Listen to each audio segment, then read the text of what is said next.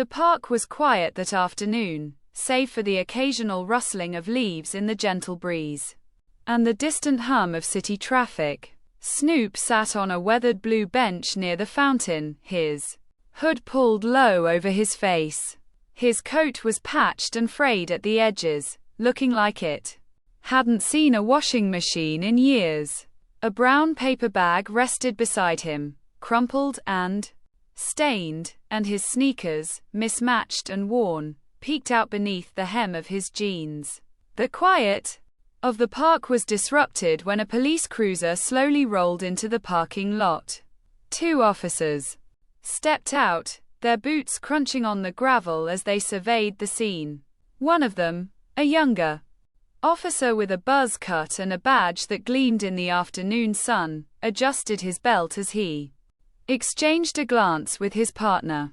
The other officer, a stocky man named Carter, in his 40s, with a tired expression and a coffee-stained uniform, was known for his experience and level-headed approach.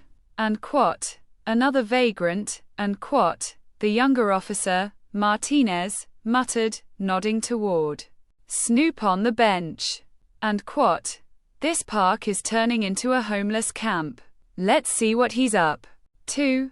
And quote, Carter sighed, his voice lacking conviction as he spoke. Maybe he's harmless. The two officers approached the bench, their footsteps heavy and deliberate.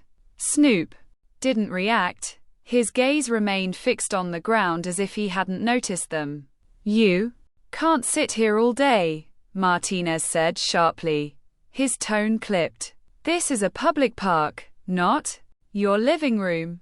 Snoop finally looked up, his eyes partially hidden under the shadow of his hood. He said nothing. His expression was unreadable, and he reached into the paper bag beside him. Martinez tensed, his hand instinctively moving toward his baton. Easy, Martinez, Carter murmured, though his voice lacked conviction. Let's not escalate this. Snoop pulled out a sandwich wrapped in wax paper and began unwrapping it slowly, his movements deliberate but not threatening. He took a bite, chewing quietly as if the officers weren't even there. Did you hear me? Martinez snapped, stepping closer. I said you can't sit here all day. You got somewhere to go. Snoop swallowed his bite, his gaze flicking to the officer briefly before returning to his sandwich. I'm not bothering anyone, he said, his voice calm but firm. Just eating my lunch. That's not the point, Martinez shot back, his tone growing harsher. People like you make the place look bad. You scare off families, tourists. Carter crossed his arms, sighing quietly as he watched the exchange. What's your name? He asked, his voice gruff but less aggressive than Martinez's. Snoop hesitated, his fingers tightening slightly on the sandwich. Calvin, he said finally. Calvin Broadus, huh? You a rapper in your spare time? Martinez sneered, clearly unimpressed. Snoop didn't respond. His expression remained neutral as he took another bite of his sandwich. His silence seemed to irritate Martinez further, and he stepped closer, looming over the seated figure. Let me see some ID, he demanded. Snoop set his sandwich down carefully, reaching into the pocket of his coat. He pulled out a worn leather wallet and handed it to Martinez, who flipped it open with practiced motion. The ID inside looked legitimate, although it bore no resemblance to Snoop's current disheveled appearance. Martinez frowned, scrutinizing the ID before handing it back. What are you doing here, Broadus? Martinez asked. Why aren't you at a shelter or something? I like the fresh air, Snoop replied simply. Is that a crime? Carter shifted uncomfortably, glancing at Martinez. He's not doing anything illegal, he said quietly. Maybe not, Martinez muttered, his eyes narrowing. But we can make it uncomfortable for him. Snoop's jaw tightened slightly, but he didn't respond. Instead, he picked up his sandwich again, taking another slow, deliberate bite. The tension between him and the officers crackled in the air, drawing the attention of a few passers-by, who slowed their steps. Curiosity piqued. "Hey, woman walking her dog called out hesitantly, "he's not hurting anyone. Why are you bothering him?" Martinez turned toward her, his face hardening. "Ma'am, this is none of your concern," he said sharply. "This is a public park. It's also his right to be here as much as anyone else," the woman shot back. Carter raised a placating hand. "Ma'am, we're just doing our job. Please move along." The woman hesitated, her grip tightening on her dog's leash.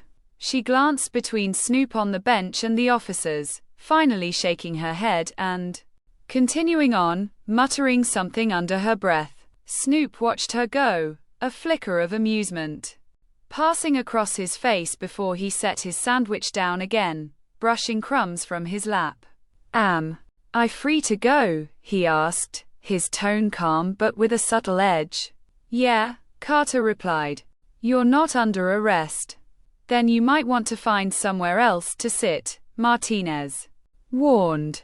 Snoop nodded slowly, his gaze lingering on Martinez for a moment longer than necessary, before he stood, picking up his paper bag and tucking it under his arm. "Have a nice day," he said, his voice low but pointed.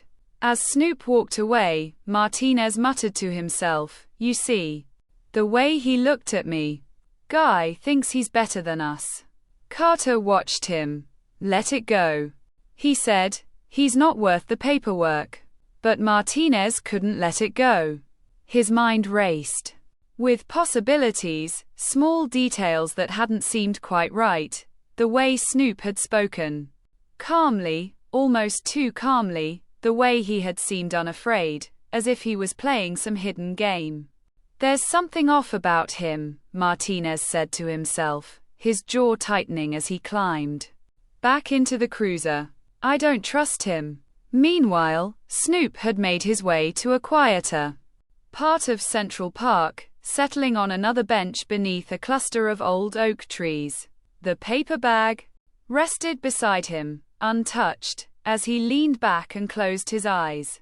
His posture was relaxed, his expression unreadable, but there was an air of purpose about him, like a man waiting for something.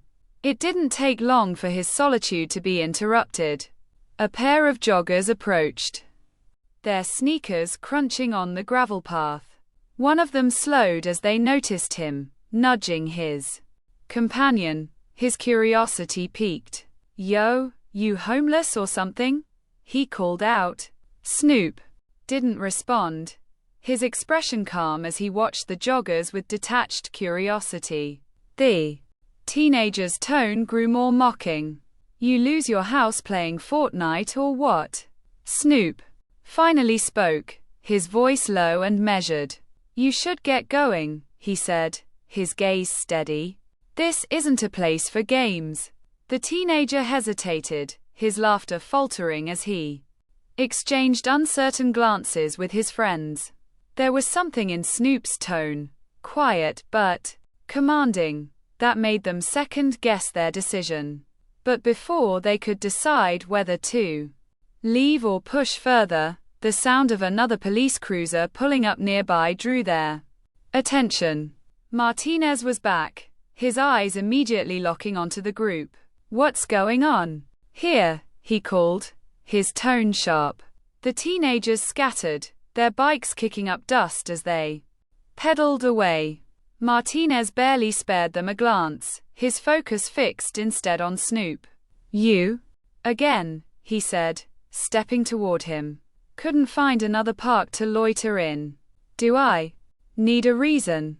Snoop replied calmly, his voice unbothered. "Your attitude tells me something," Martinez muttered, his frustration boiling beneath the surface. Officer Carter stepped in, raising a hand. Enough, he said firmly. We've got better things to do.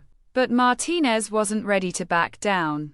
There's more to this guy, he insisted. I can feel it. Snoop watched him, his expression unchanging. Feel what? He asked. I don't know, Martinez replied, his voice tight. But I'll find out. As the cruiser pulled away, Martinez sat back, fuming. We'll come back for him, he muttered, frustration still thick in his tone. But Snoop knew he was being watched. And he wasn't alone. Days passed, and the tension around Snoop continued to grow. One evening, a mysterious call led Officer Carter to an abandoned warehouse deep within the city. There, he found a dark room with monitors flickering on the walls. And sitting by the screens was none other than Snoop Dogg himself. Hello, Carter, Snoop said, his voice calm and untroubled as if nothing had changed. Been waiting for you. What is this? Carter demanded, his heart pounding. What are you doing here? You've been watching the wrong people, Carter, Snoop replied, his smile widening.